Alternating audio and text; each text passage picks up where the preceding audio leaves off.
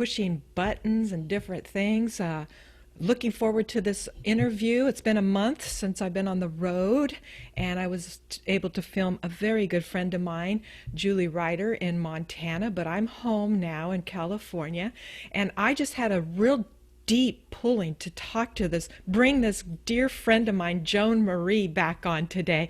And so I pay attention to that. I do. And so, Joan, welcome this morning. Welcome. How are you? Me. I'm doing good, hanging in there like everybody, These Isn't that times. it's a crazy time. Well, I see your posts on Facebook, and it's so wonderful. You have such an inspiration and light, and we have such darkness, it feels like right now. And so I was thinking I've got to get her on. I mean, you've done so much work as not only an artist, but you're a conscious touch educator and owner of Compassion Central, educational sanctuary for peace in the northern part of California, if I'm correct. Yeah? Yes, Yeah. Sacramento, our Co- state capital. or up north, yes. And you're the co-founder of Compassionate Capital Region. Your work is extensive in compassion, and WonHeart is all about that. So that's what we talked about last time. But I'll tell you, I got to bring up this picture, and then we're gonna hit it. Okay? Okay. This Well, is what triggered me, Joan. I'm gonna share this beautiful art of yours. We are the sacred gardeners. Can you explain this? And is this one of your pieces? yeah, it's actually two of my paintings that, the gift of computer world lets you, play with images. But the actual garden part was this was one of my first paintings, and there's actually kind of a cool story to it because it's about the journey of our empowerment. And I was new at painting. I used to paint a lot in my head. I was too afraid to paint, and so I had done a meditation, and I had this vision of this garden, and it really touched me. And I usually paint from different images, so I would find things that kind of piece together, and then I would be able to have like a reference point. So I'd found some images that I liked of the garden, the stepping up and the light and that kind of stuff, but I was scared how to do it. So I ended up taking a Beautiful. class, Hmm. and I was about 3 weeks in, and the teacher came up to me and said, you are way over your head, and you should just pick something else to paint. And so I was at a crossroads. So I made the decision to quit the class and go home and finish the painting. Good for you. So it, Wow. it was an awareness how um, sometimes in our life, people can say something that either defeats us or motivates us. True, true. And And when you're deeply pulled, sometimes when art pulls at you, being a musician, it's the same thing. Gotta do it. You gotta go that and direction. and it's that kind of knowing with your relationship with spirit, or that part, I call it spirit, but that part of you that calls you into the arts, that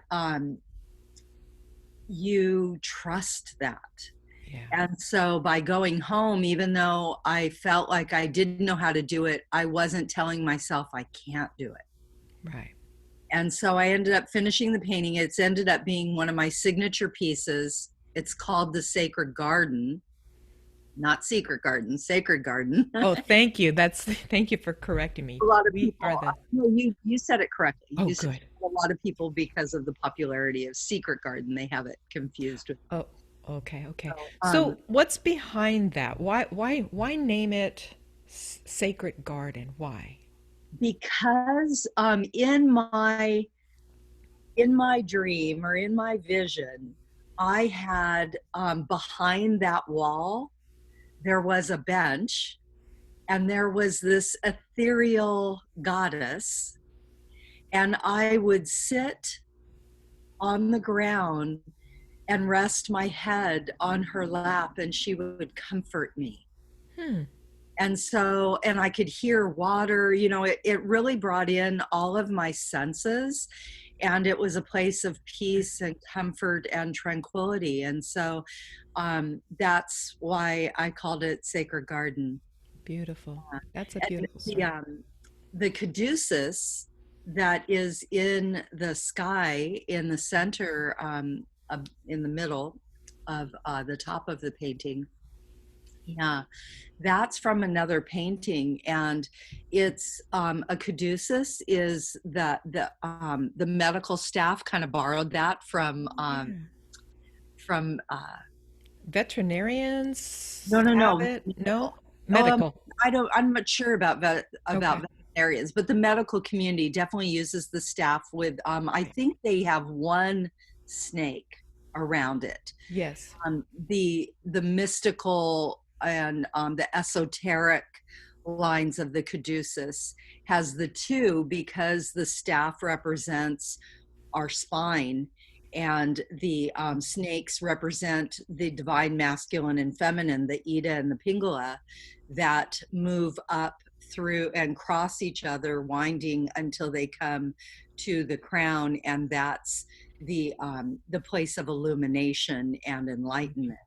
Beautiful. And what happened for me was I kept seeing that the staff was a dragonfly, because you know how they have those long bodies, Yeah. but it was on wings. And I kept fussing that if you look through alchemy or the more metaphysical things, you will see that the snakes are below the ball at the top, which represents, the crown chakra. Yeah. And I kept seeing it this way, with the crown above it, and the snakes were above the crown of the dragonfly head. And so I couldn't paint it, and I kept fussing and fussing. And finally I heard Spirit say, Joan, this is your vision. You're the artist. Paint whatever you want. So it's like I got permission that it was okay. I was trying to like follow the rules of what I was Yes. seeing in literature and stuff. And so when you called me to, or when you wrote to me and invited me to do this, I felt like these were important elements that I kind of wanted to put out there, because this is a time that we stop doubting ourselves, Right. that we need to develop that bridge of communication between ourselves and our inner world, and trust it. And one of my other pieces is feel your faith. And I think as women, we are wired for intuition, Right. and to trust that it's time. This time of isolation has kind of bumped that part of ourselves up even more, I think. Right. And so this is a beautiful opportunity to trust that. I so agree with you. I mean, basically, One Heart's philosophy, Joan, if I may add, is always been it's always an inside job. It's an inside job first and foremost, loving yourself, trusting yourself.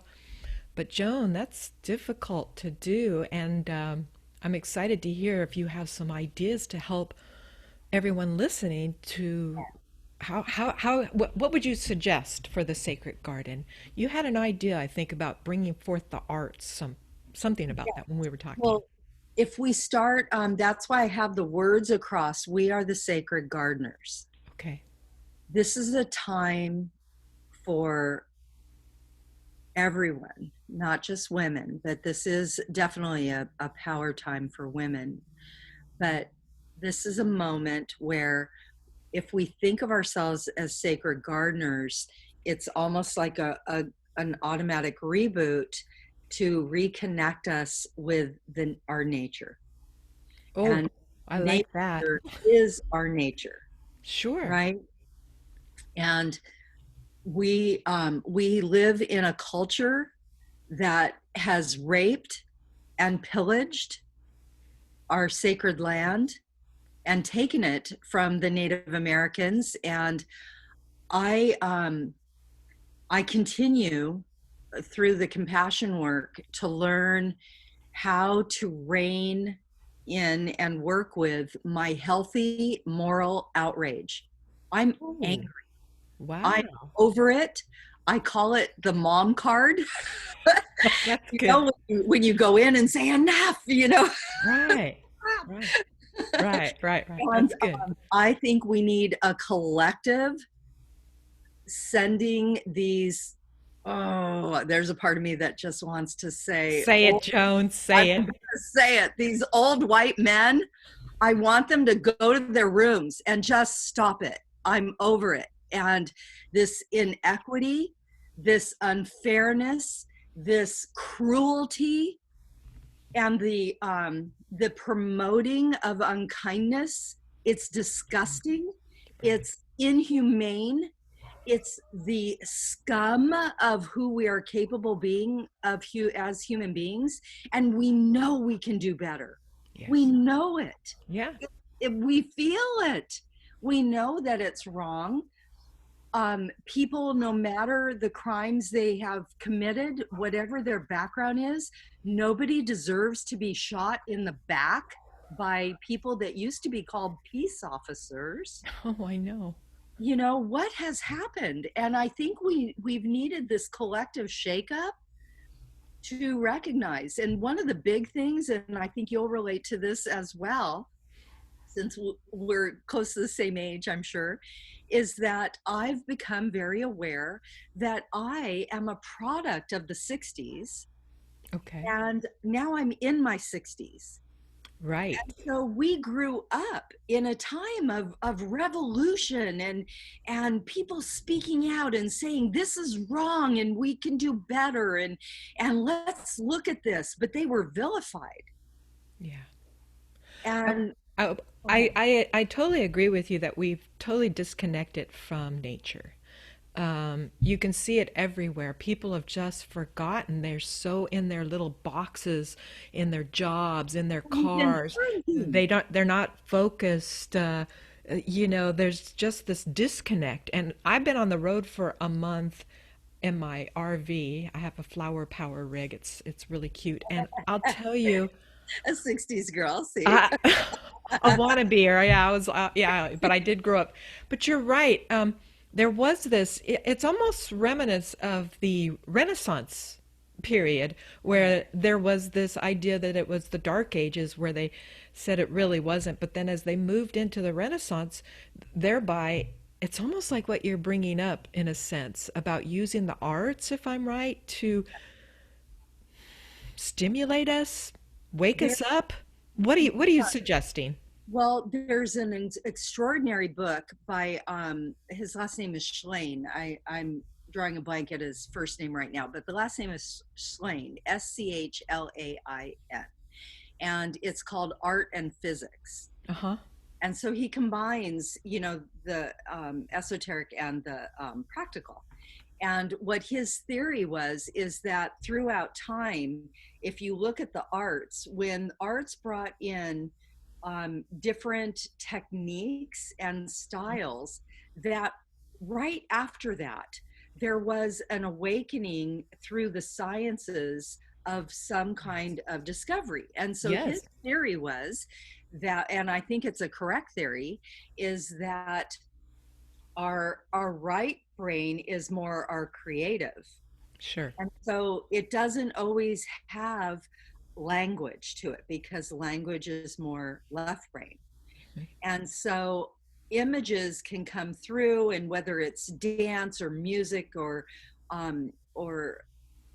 art, that image, that those things come through first, Right. because color can affect you and everything has vibration, right? And Oh, so yes. these these images come through, and that can start triggering and awakening people, and then it goes to another developmental stage in our brains of articulation.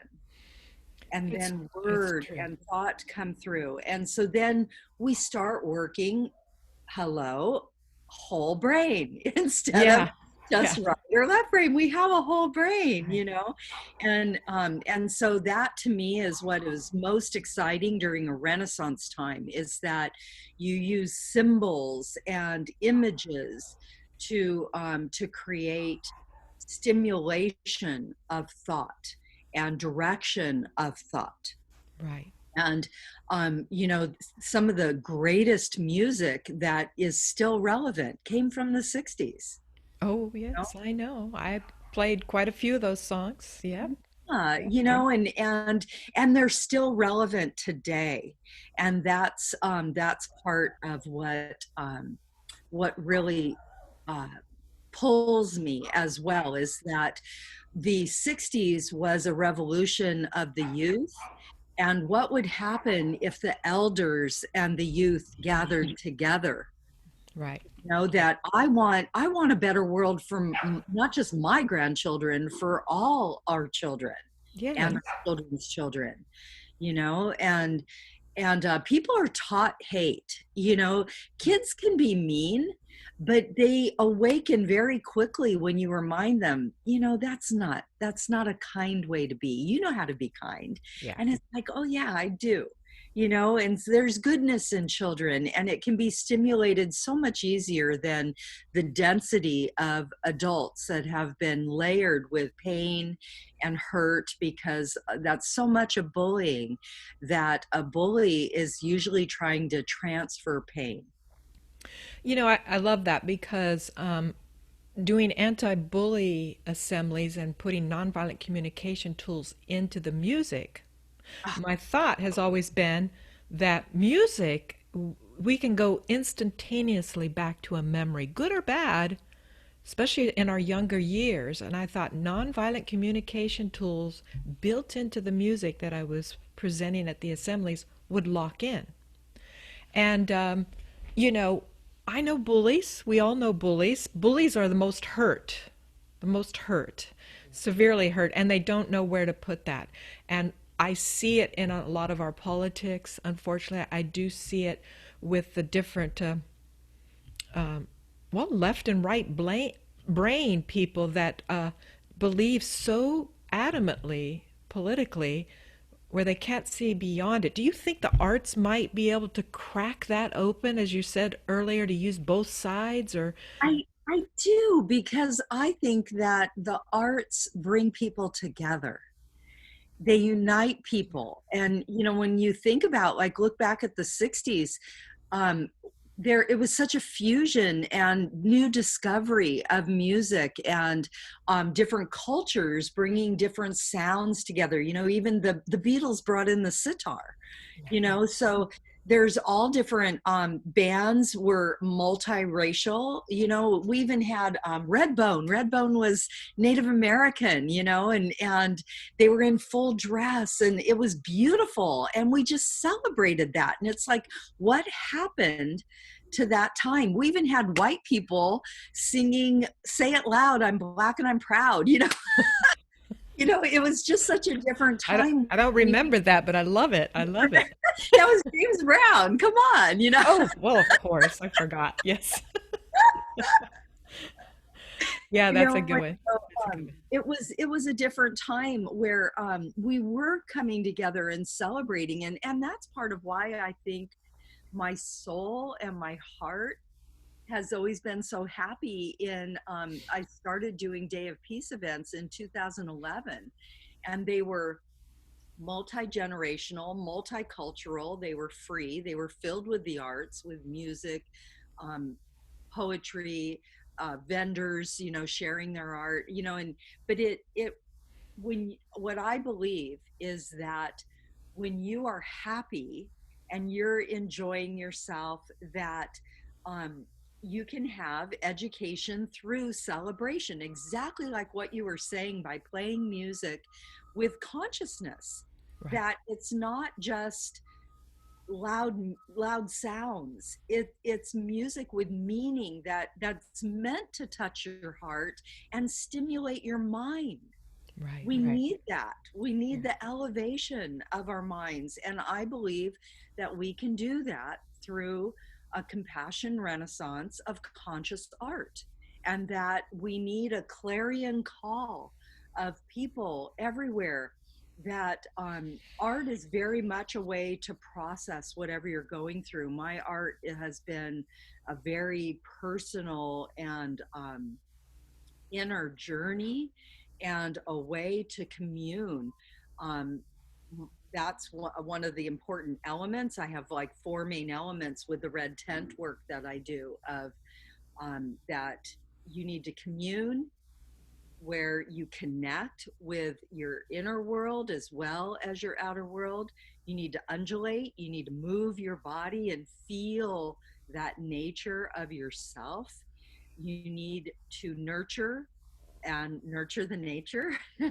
And then you also need truth telling. You need a safe place where, as Julia Ward Howe, which we got into the last time we talked, and she's still very, very much a part of me, is her Mother's Day proclamation. This is the 150th year anniversary.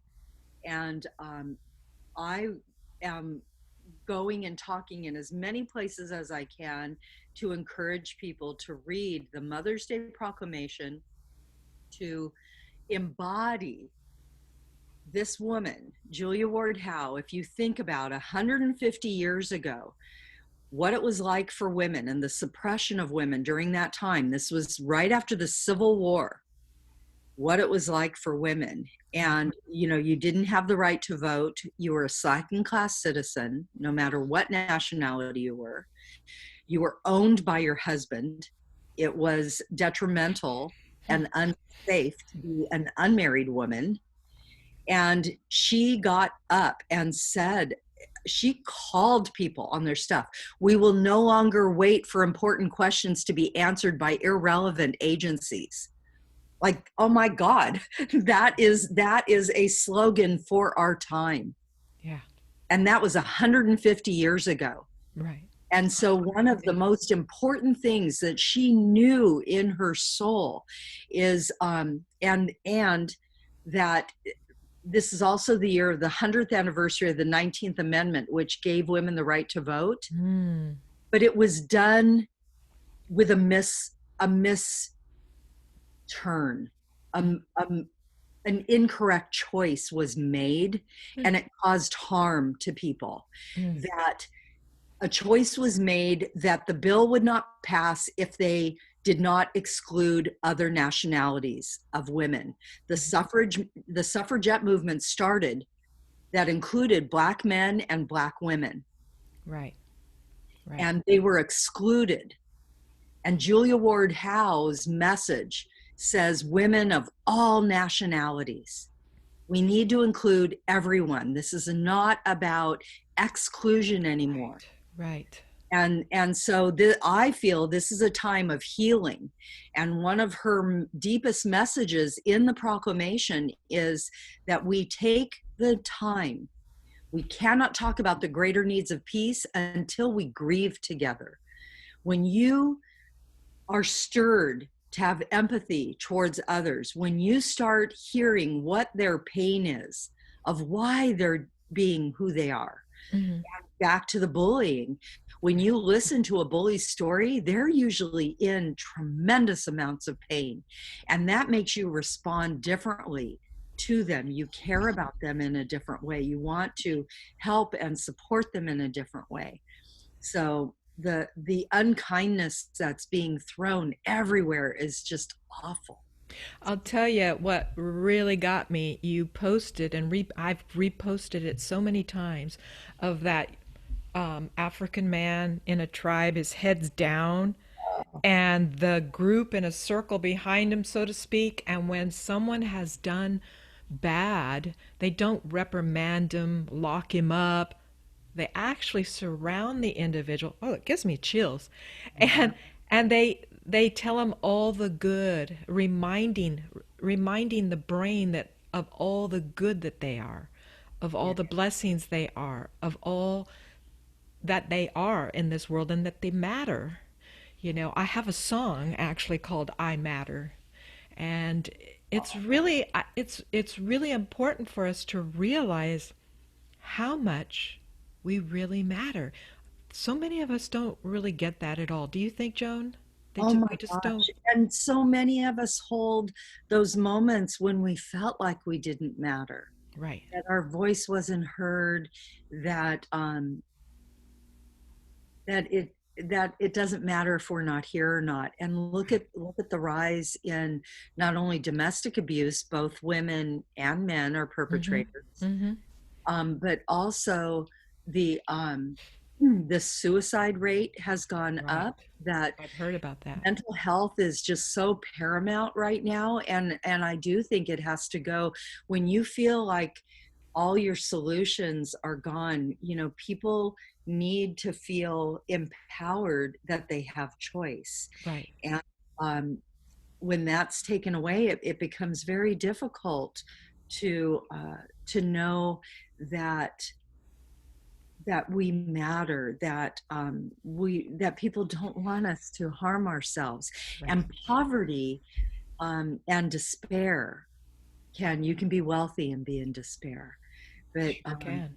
Sure can. Sure despair can. You know, I can. really want to go back to this sacred garden again.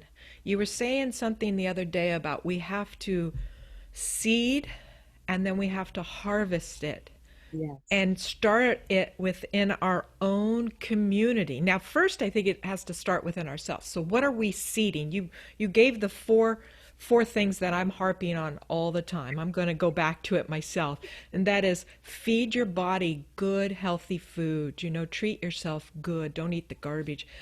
Exercise daily. Be out in nature. You know, I do a breathing technique, but I would say that goes along with the arts. You know, if you're whatever you love, whatever your passion is, put all your heart and soul into it, and don't listen to other people Yeah. telling you not to do it, because you may have that spark that, as WonHeart has a saying, start a change reaction. You might start a new change reaction, and then it's cultivating what are you seeding right here Mhm.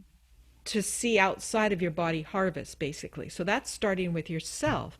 But you mentioned something that I thought triggered me very deeply, and that is our community. How do you see this? How do you see us becoming sacred gardeners by seeding, harvesting in our community? What do you see? Well, what I see is if we start thinking on a deeper level of ourselves being sacred gardeners, then that makes you start thinking about, not only are we becoming more conscious of what we choose to focus on, what Mm-hmm. seeds we choose to plant, Yeah. also what fruit that will bear. Ooh. Because then we're not only nourishing ourselves, but when we are in a more healthy state, we want to be more of service to our community. Mm. Yes. And that's really, I think, the foundation of compassion, is that when people, and because we've been through what we've been through, we have more empathy, and we also have more intuition about sensing when people are in need, and also that it's not about us, you know, being like this hero that we're supposed to go out and fix everything. Ooh. No, it's about understanding that power comes from within, and that if anything, we want to nourish. When you heal that in yourself and you know and feel that difference of how that changes you as a human Right. being, you don't want to put other people down. You want to help lift other people up. Right. And nothing makes people feel more empowered and courageous than to feel that in themselves. So you don't want to, you know, it just goes back to the saying about, if you just bring people fish, then they'll eat for a day. But if you teach them how to fish, then they know how to feed themselves. And so it's more that that bonding as what true community is about, which I think everything always tends to go back to a lot of the principles of many of the indigenous tribes, that they were connected with nature. One of my favorite things about nature that I say is nature neutralizes. So when you're feeling depressed, like Right. for me, my mental health, I'm a body worker and I was not allowed to touch people for like 7 months. And that was so devastating for me. Mm-hmm. And I really became aware of my mental health. And like you said, we have a lot of tools in our toolbox because we've been doing this work. So I became really aware, wow, if I'm feeling this way, what are people that don't have the tools feeling? Where do they go? Right. Right. So Right. it Right. made Right. me really recommit to the importance in myself. Like I have to commit to make myself go out and walk every day because that's so important for my body to move. It is. And, so just basic things like that. And to remember that nature neutralizes because it knows how, it has a very high intelligence, much greater than ours. And so it understands how to take negative energy and to neutralize it. And so that's why it loves fertilizer. Oh, So good one. bring, we can bring all our stuff that just feels like a big pile of you know what, and and we can grow all these beautiful things. One of the stories that I like to say about nature is about the pearl, that the pearl is something so beautiful that is created from something that is extremely irritating, that a grain of sand gets into an oyster and creates this irritation, and yet by working with it and working with it, this beautiful pearl is created. you know Amazing. Amazing. it's You know, amazing. yeah, it's true. And some of us are being a little rubbed raw right now. So, Oh, so this is a good time to think of the opportunity is arisen for us. During the Renaissance, I looked up all of the art that came out, and they named male after male after male, and I'm thinking, I love that it maybe this time it's the female. We've heard that it's supposed to be the awakening of the feminine energy. Maybe we need the philosophies and the thinking and the nature and the from feminine. well, and I don't believe for a second that women were not creating art at that time. I Right. think it was either destroyed or hidden somewhere. I have a very strong feeling there's a whole bunch of art that's underneath the Vatican that we have not seen. But They do tend to just hide say, things, leave left out things in the well, greatest and mystery book. they've made decisions of who should see it. They have, we know for fact that they have documents from Galileo. There are, things in the Vatican that, to me, should be shifted to public knowledge. We should be able to Right. see these things. Exactly. So, Exactly. but yeah. A lot of our ancient. I just yeah yeah. Well, I did want to mention with what you brought up, something that's really important right now, because I do think that spirit or God, whatever anybody calls their higher Right. source, that this time period, if we can start changing our language again, because words are vibration and words are very important, that it's called COVID now, but in the beginning it was called Corona. Corona, Right. if you look at the definition, can mean crown. Oh, Okay, wow. crown, and that's in my painting above the caduceus. There's a Mm-hmm. crown. It's alchemy. Okay, Right. when you bring these elements of the divine masculine, the divine feminine, that no matter what your sexual preferences in your human form, Mm-hmm. that we all have the divine masculine and divine feminine energies within us moving through our bodies and creating consciousness. And so the crown, if you look and do the research, I love, I'm one of those research geeks. Me too. There's so much to learn, but the crowns, when a king or a queen was given a crown, that different jewels were put on the crown that represented the highest spiritual qualities of that leader. Oh, wow. That's an extraordinary thing, don't you think? I did not know that. That's Yeah, wonderful. yeah. And so these are things that I think we've been so dummied down culturally. And you think about, as a culture, the United States, that when people came, they wanted to like fit in. It was kind of a new world. And they totally pushed out the Native American philosophy. Sure did. And so what happened was you had so many cultures coming in that there was a lot of shaming about the traditions and rituals of that culture. Right. And so we lost a lot. That there's a beauty in ritual, there's a beauty in culture. And the African American culture, they are such a beautiful people that when you look at some of the traditions, the Kwanzaa, there's so much thought and meaning into each day and what you bring to the sacredness of things. And that's the beauty of what ritual does. Ritual is not evil. Churches have ritual. And so, the Christianity has tons of ritual.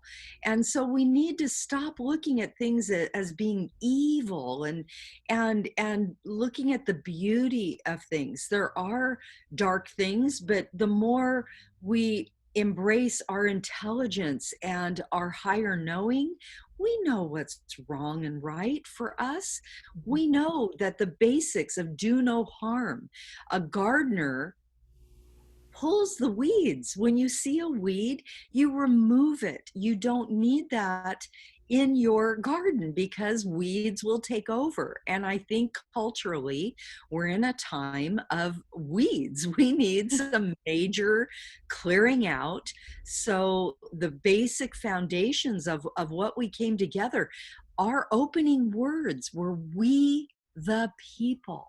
Mm-hmm. My friend keeps saying that to me, and I love that so much. We, the people, we need to come together as people and respect each other. And like, what are we bringing to the table? One of the things that I saw with the Democratic Party, I thought it was, almost silly that we had like 20 people running for president. But what came into my mind that I thought, like, wouldn't it be extraordinary if we looked at more of a roundtable way of leadership? Than a two-party type. I have too. Well, and just I think, have too.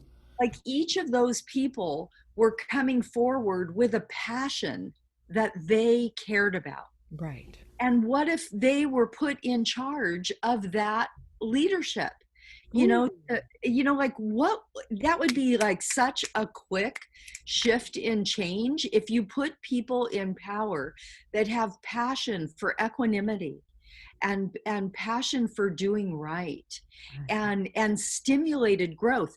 The majority of money in our government is spent towards defense. I know. That has to change.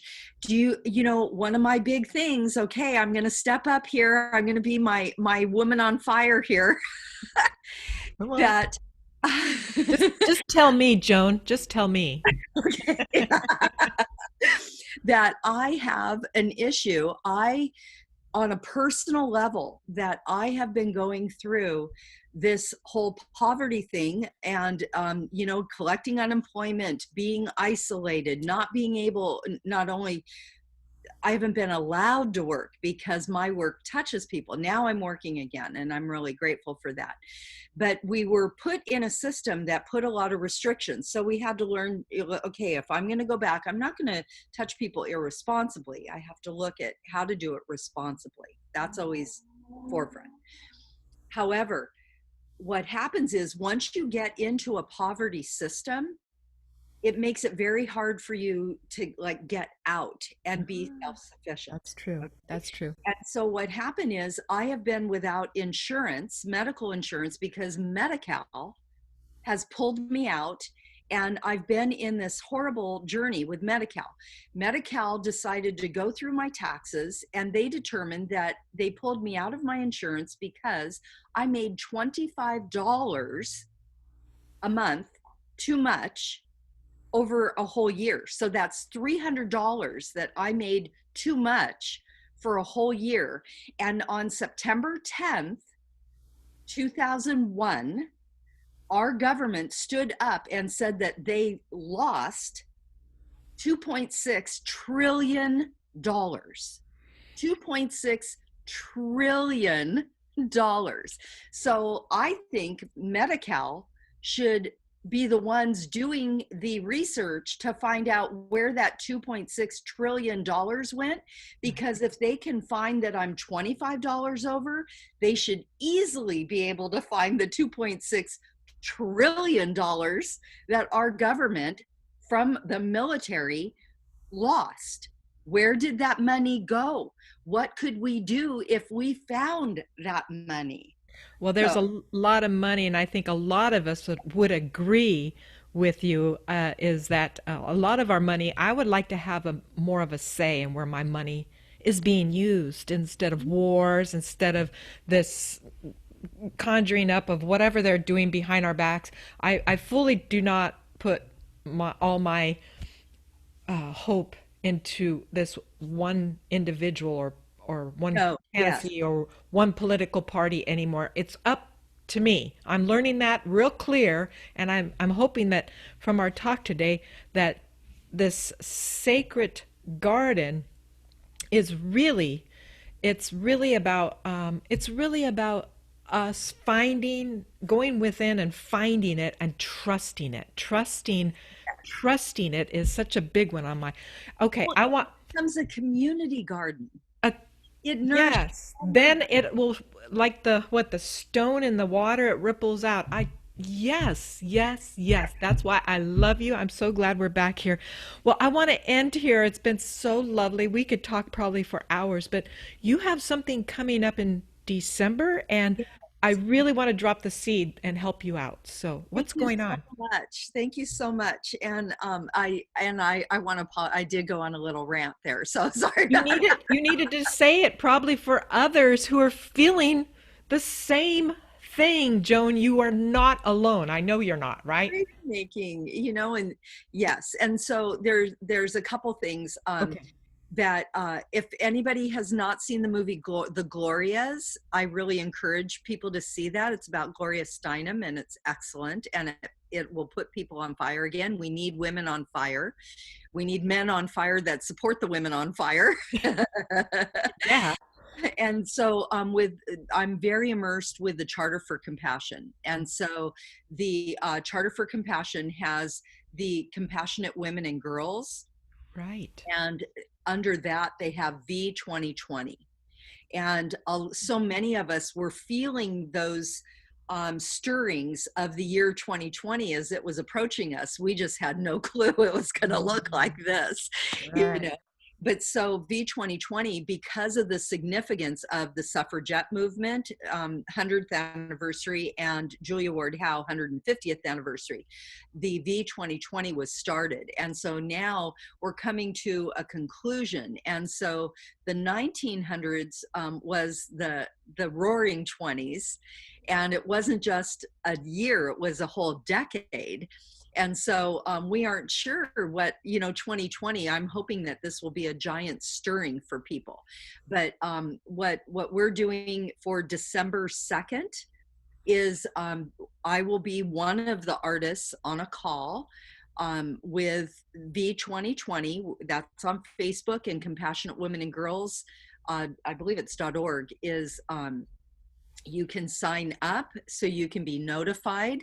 It's a free call. We would love for people to be a part of it.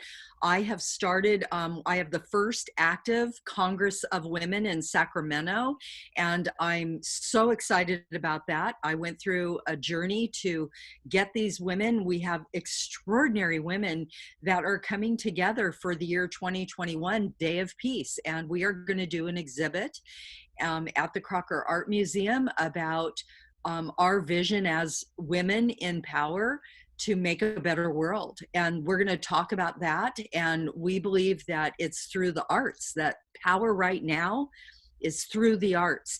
And a really quick last note is when people were protesting for George Floyd, one of the spray painted boarded up walls, I've actually framed it and put it in my office. It says, all mothers were summoned when he called out for his mama. Mm-hmm. And women, we need to unite and come together as mothers, grandmothers, women, sisters, all of that. We need to come together and unite for a better world for all of us. Mm. So. Beautiful, beautiful. And that's on December 2nd. December 2nd. Do you 9 a.m. Pacific Standard 9 a.m. Okay. So as soon as you get a poster out, you'll send it my way? Yes, I'll send it to you. And thank you so much for supporting that. And there's just so many amazing women out there that are artists, whether you dance or sing. And you sing. I want you to come on and I'd love to talk with you more to figure out how we can help. Like, why isn't that in every school? Right. Come on. Yeah. So I actually have a video. It's called Stop, Breathe, Choose Differently with tools on the OneHeartInfo.org site. So anybody interested in that for their child. But I've got to put your painting back up here. We are the sacred. And that's part of the thing too, Joelyn, is that you're interviewing people, but your body of work is so important too. Thank you. Yeah. And that doesn't always get heard because you're interviewing all these other people. So, maybe at some point I'll get to interview you and you can share. I would love that. Surely so. Yeah.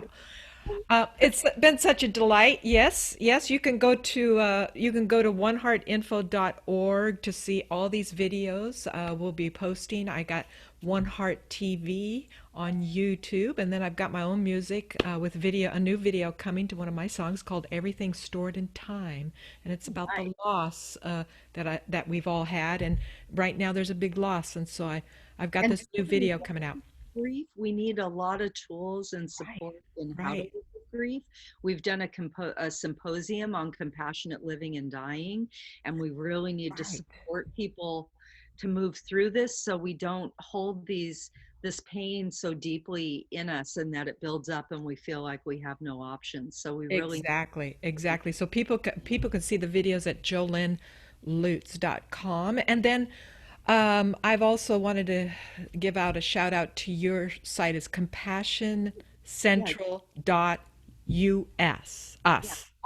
Compassioncentral.us. That's where you can find Joan and her work, all the beautiful work you've done. My art is mirth to earth, mirth, mirth, bringing joy. It's like joy to the world, but somebody took that line. So mirth to earth. .com. I think there was a song written about that too. Joy to the World by the Three Dog Night. I remember that song. We need more mirth. Laughter is such a clearing of the spirit, and it feels so good to laugh with each other. And yeah, I'm hoping to have my friend on that teaches yoga, laughing yoga. Oh, perfect. I don't know what we're gonna do, but she's probably gonna get me doing something crazy. But Joan, this has been such a wonderful delight. I knew it was time to have you on.